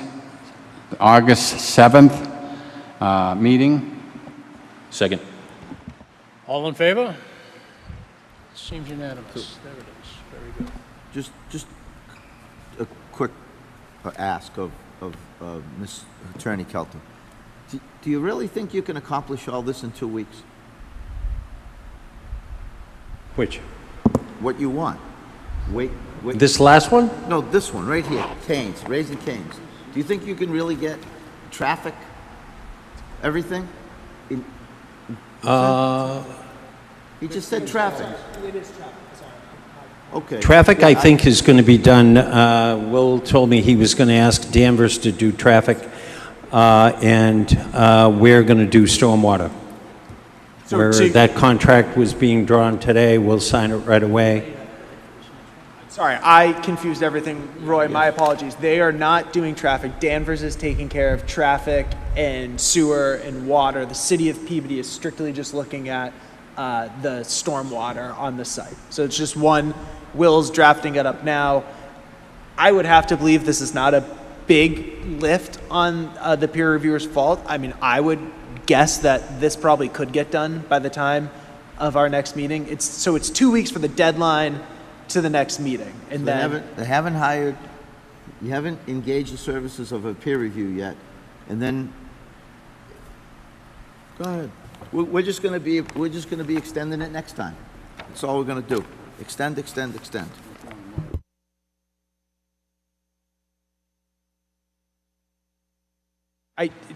Just to the point of extending it. So the planning board could ask Attorney Kelty to extend it, but if this does come back next week, then they're just sitting for another delay as well. So at least at this time, this does allow for, if we do receive that information in a timely fashion, the planning board could take action at the next meeting.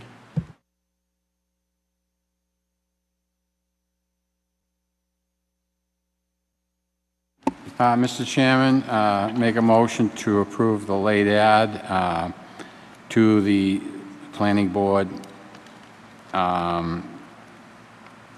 This is the public services late ad from James Nicholas, city engineer. Date is July 17th, 2025. And then I have another late ad for the same property. This one's also Department of Public Services from James Nicholas, dated July 16th, 2025. about the proposed addition at the Audi dealership, 252 Andover Street. You have a second? Second to Second. relieve the late communication. We have a second. All in favor? Mr. Chairman, we have the engineer here on record, Rick Salvo. Rick, I just asked you to unmute yourself. I think you should be able to speak now. Can you give us a check here? Excellent. We can hear you. Can you hear me? We can hear you. Great. So, John Kelty did we introduce this yet? 252 Andover? I'm up.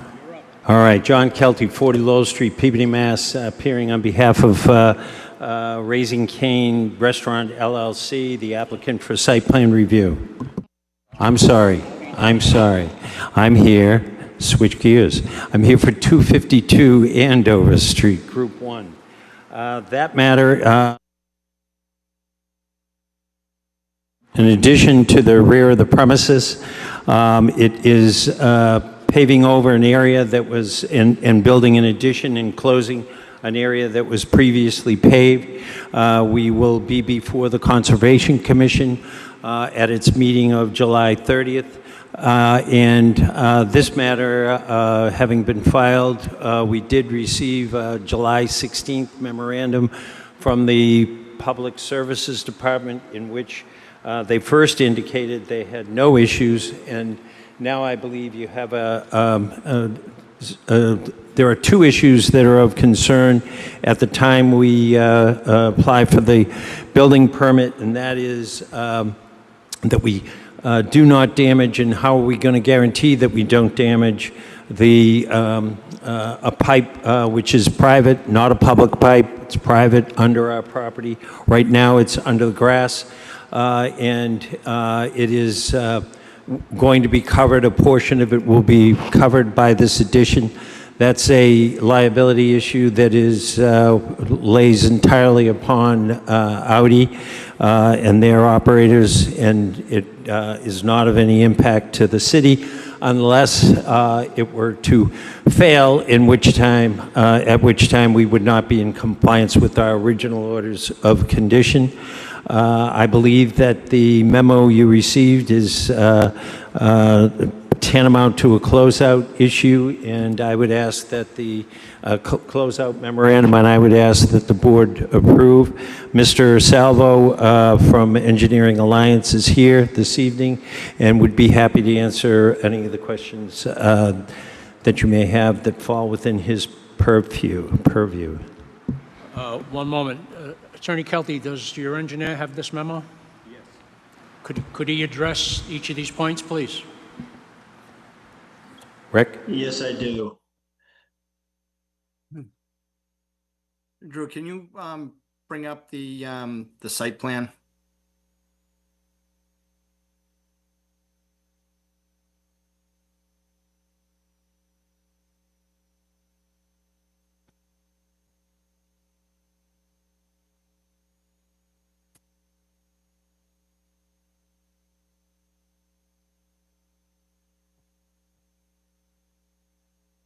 You go 2 pages in.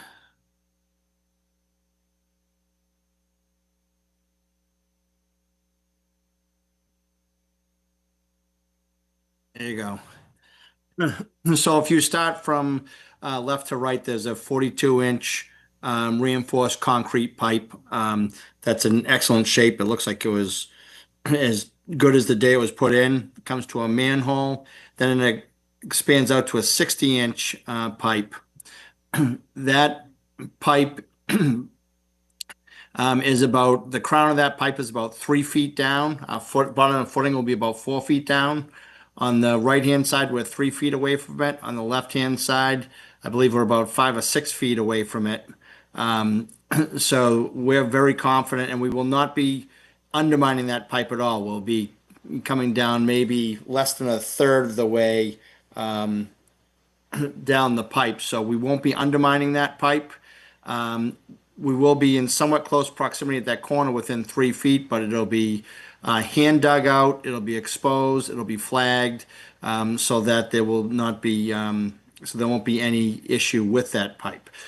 So we're not anticipating any issues with it. We're not doing any construction activities that would cause that to be undermined, moved, or even hit for that matter, just because we're going to find it, flag it, and make sure that it's respected.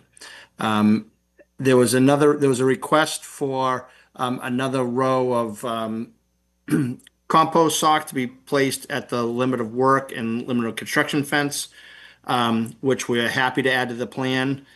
This is an addition that's being built entirely over pavement.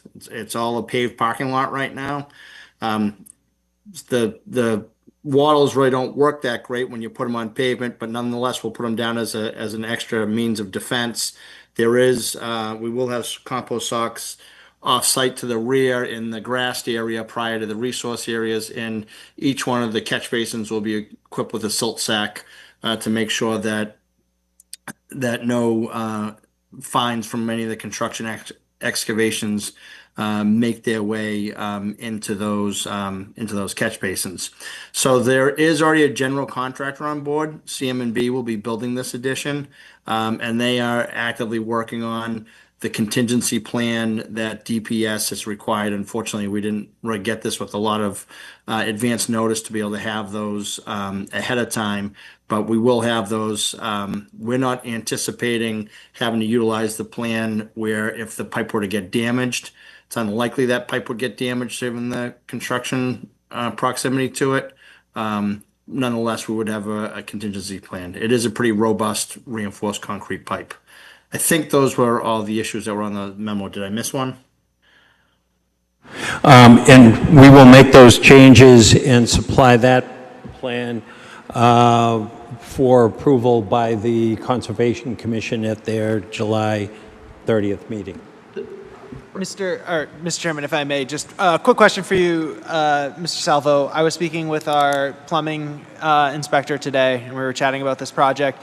The soil out there in that building in the slab, do you think there's any risk of settling when this is built, and is that going to affect the pipes at all? No, this is traditional spread footings. The soils are good here, so we're not anticipating any issues.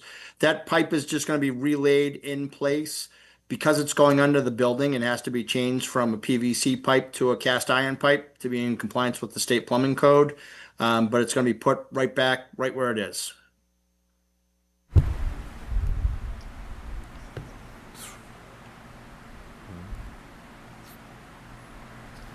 And then, Mr. Salvo, just to the point in the condition there about protecting the pipe and making sure it's good, the response that you have to that, I take it this is pretty standard issue for the industry?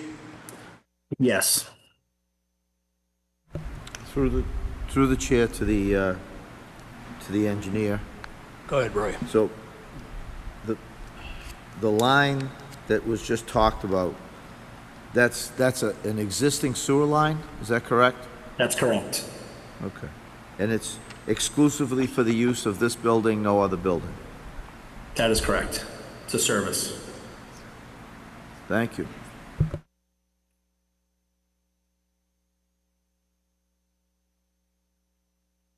It's been brought to my attention, even though this is a public meeting, not a public hearing, that there are some folks online that might want to have a comment or two, and I'm going to allow it if they're brief. So, if anybody on the Zoom platform would like to speak on this project, if you can use the raise your hand function, it'd be greatly appreciated.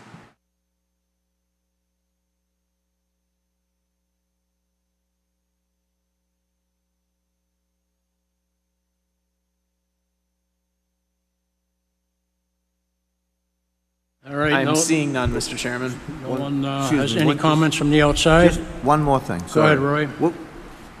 What is exactly this addition, the purpose of this addition? Is it garage doors and repair bays, or is it automotive displays? What is it for? Preparing them for sale, isn't it? Vehicle prep. No, it's 6 days for vehicle prep before they get sold. Yeah. Okay, waxing, cleaning, vacuuming, Vacuum. such of things. Thank you. Yes. Anyone else? Questions, comments? I'll entertain a motion. Mr. Chairman, I make a motion to approve with the condition that the petitioner address and resolve the 4 items mentioned in the late ad memo today that was dated July 17, 2025. We have a second. Second. Mr. Walsh. Roll call, please. Mr. John Ford. Yes. Mr. Roy Simos. Yes. Dr. Judith Otto. Yes. Mr. Sean Walsh. Yes. Mr. Joseph Gagnon. Yes. Mr. Matthew Gonzali. Yes. Mr. Tom French. Yes. Motion carries. Just, Mr. Chairman, if I may, Thank you. Elizabeth, I did just see your hand raised, but the motion had already been made and as they were voting. As Mr. Ford, the chairman, mentioned, this is a public meeting, not a public hearing, so it was up to the chair on if they would allow anyone to speak. That being said, when this is in front of the Conservation Commission, that is a public hearing, and there is a public comment section of that meeting.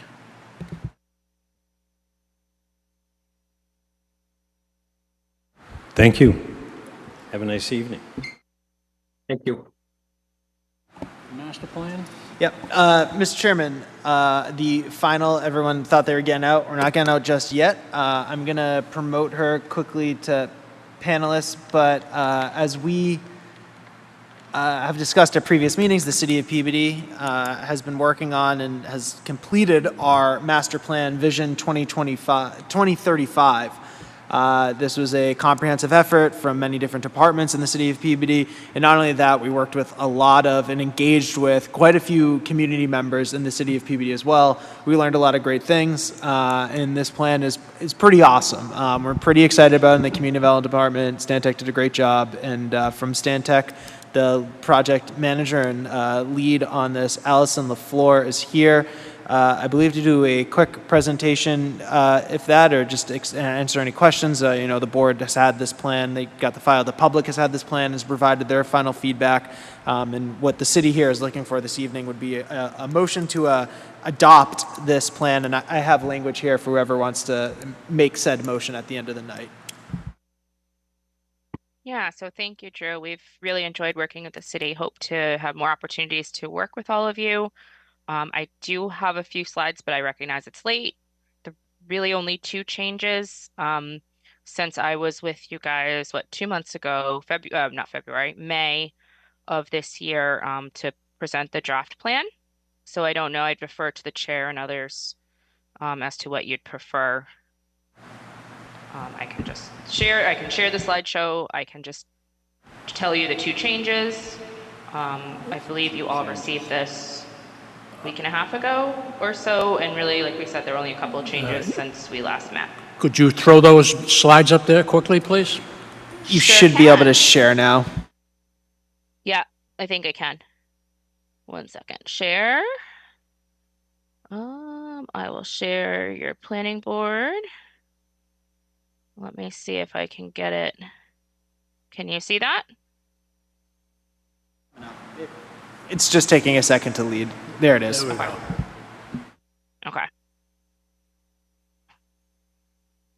You can still see it, I hope. Can you still see? Can you guys hear me? Am I lost? Yes, we can hear you, and Okay, we can see the screen. Okay, good. Okay. So we were going to just review the quick edits. If you want a refresh on the vision and plan goals, and then the Q&A. So since May, we did minor edits, some explanatory stuff to background information. The plan edits were 2. We added a strategy about working to secure funding to support a municipal sustainability director. That was based on feedback from the open house we held in June. Also based on feedback from the open house in June and a couple of conversations folks in the Community Development Department had with phone calls prior to that open house, we added a strategy to integrate mental health services into municipal facilities such as the public schools, libraries, and the senior center, with the identification that this may include the creation of a mental health task force comprised of public health experts, service providers, law enforcement, educators, and lived experience representatives. The table you see below each of those are they're part of the implementation action strategy that we had talked about back in May. If you remember, here's the vision. I'm not going to read it all to you unless you'd like. I think everyone should be able to see it all right. No changes to the vision, no changes to the goals. Let me know when you're ready for me to advance the slides. You can move it along. Perfect. Plan goals. The elements, a reminder: land use, housing, economic development, services and facilities, historic cultural resources, transportation, open space, and natural resources. Land use goals, we have 4. No changes here since May. Housing, we have 4. No changes since May. Economic development, we also have 4. Services and facilities. Oh, I did not actually, this slide is not updated. I forgot to pull it through. There are no changes to goals. Sorry. 8 goals, 2 strategies added to this chapter. Apologies, it's late. Historic cultural resources, we had 3 goals. Transportation, 4. Open space, natural resources, 5. And then this is the introduction to our action plan, action strategy. And what's next is we had our open plan. Oh, my Q&A quote. This did not save. There was supposed to be a Q&A slide here. Apologies. So what's next is we hope a vote, but also happy to take any questions at this time. Any questions from the board? I have the proposed motion here. I have a little question on your mental health. Could you go into that a little more? I think we have a pretty good mental health problem in this country. I'm kind of interested in that. Could you touch on that further? Yeah, we absolutely have a mental health crisis. Some would argue in the Western world, certainly in the US. And this is a reflection of that, that it is everybody's problem, right? As we heard from folks, as we talked about it, as we thought about it, it is a crisis. And we can't, as a municipality, we can't solve everything, but there are things we can do. And we would hope that, bringing more services, making services more widely available, it's just going to help people. There's no way that hurts. And recognizing that we have opportunities as a municipality that we can take small steps, and that a few small steps can help. And if we can make one person's life better, I think, the committee and staff and our team thought that it was worth talking about. Thank you. Anyone else? Comments, questions? Mr. Levin? No questions, but I have language for the motion, and I wrote it down. I can tell my handwriting's not that great, so if you can't read it, ask me. I can also type it up really quickly if need be. But no, we're, like I said, the Community Development Department and the city as a whole, we're super excited on this plan. This is going to really be what we're looking to kind of as our roadmap for the future here, and until 2035, and all the items that we're going to seek to tackle and go after. And we really think that it was a strong community engagement effort, and that we really engaged with quite a few members of our community. And I can't say it enough, but we're super excited about this plan. All right, We interact with almost 300 members of the community, if not more. Very good. I will entertain a motion on the master plan, please. Mr. Chairman, I make a motion to adopt the Vision 2035 consistent of Peabody for All Master Plan completed under Mass General Law, C as in Charlie, 41, S as in Sam, 81, D as in Dog, as presented and with any necessary minor changes. Second. We have a second. How about a roll call on this, please? Mr. John Ford. Yes. Mr. Roy Simos. Yes. Dr. Judith Otto. Yes. Mr. Sean Walsh. Yes. Mr. Joseph Gagnon. Yes. Mr. Matthew Gonzalez. Yes. Mr. Tom French. Yes. Motion carries. Thank you. Thank you. Much appreciated. Have a good night. Thanks. Other matters before the board? Subdivision board action, none. Correspondence, any questions or comments on these? Mr. Chair, if I may, just Go one ahead, Mr. Walsh. One last thing before we wrap up for the evening. I know it's late and warm. For those that don't know, this is my last planning board meeting. So I've had some changes in my life, both professionally and personally, all good. However, they are seriously impacting my ability to be here as much as I need to be a useful member of this board. So I just want to say thank you to all of the members of the board, Drew and Michelle, for all of your help, and those who are here and those who are not. It's been a great year and a half. I wish I could continue.